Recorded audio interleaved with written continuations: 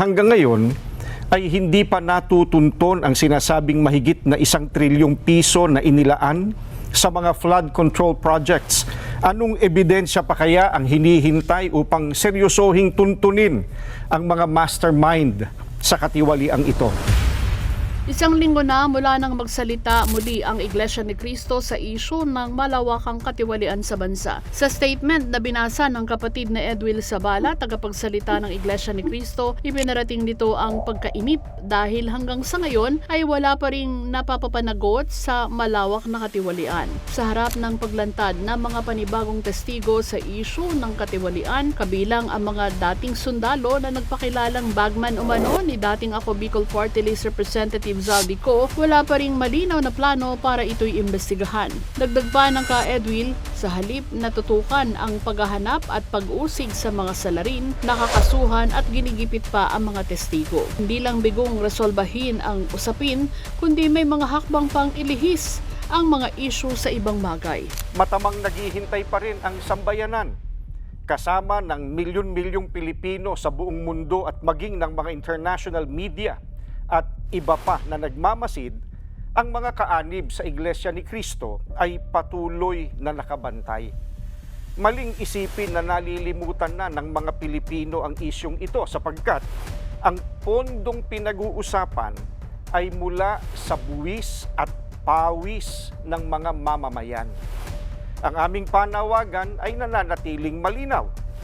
Ilantad ang buong katotohanan, papanagutin ang dapat managot at pairalin ang katarungan.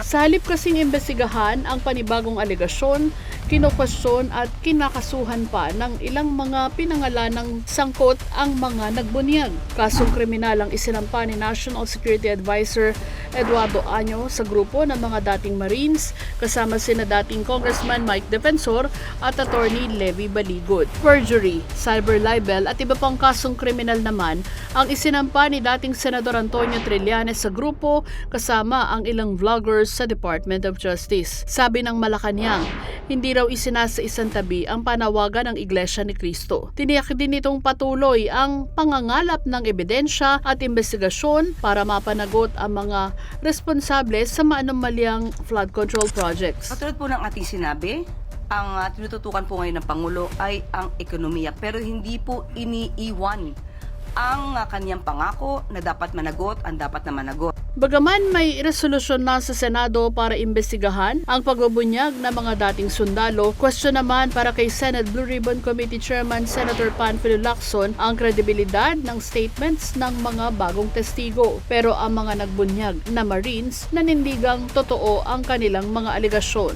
Itinanggi din ng mga itong may puwersang nagdidikta sa kanila.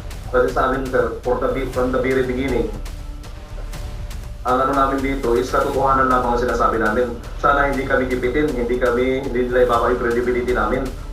Kasi kami, from the beginning, walang ginalaman si Sir Mike Defensor. From the very beginning kami, decision namin ito buo. Nailahad na namin kasi sobra na mag-18 point something trillion ng utang ng Pilipinas para yung mga anak namin. Paano kami, mamamayang Pilipino, mahihirap? Saan namin pupulutin ng sunod araw yung mga anak namin? Saan namin pa? Ang pondo ng gobyerno binaganyan nila. Sa ganitong sitwasyon namin ngayon, ma'am, nagigipit kami. Kung sino lang magbabanta, kung sino magbabanta. Sana tapusin na natin itong issue na ito. Tapusin ang korupsyon sa mga Pilipinas. Yan lang po ang hiling namin sa bawat isa sa amin po. Taong bayan na ang naniningil sa gobyerno. Pero hanggang kailan pa ba nila babalewalain ang lumalawak na sentimiento ng mamamayan? Ako po si Weng de la Fuente at ito ang Datos, ang totoong kwento sa likod ng mga issue.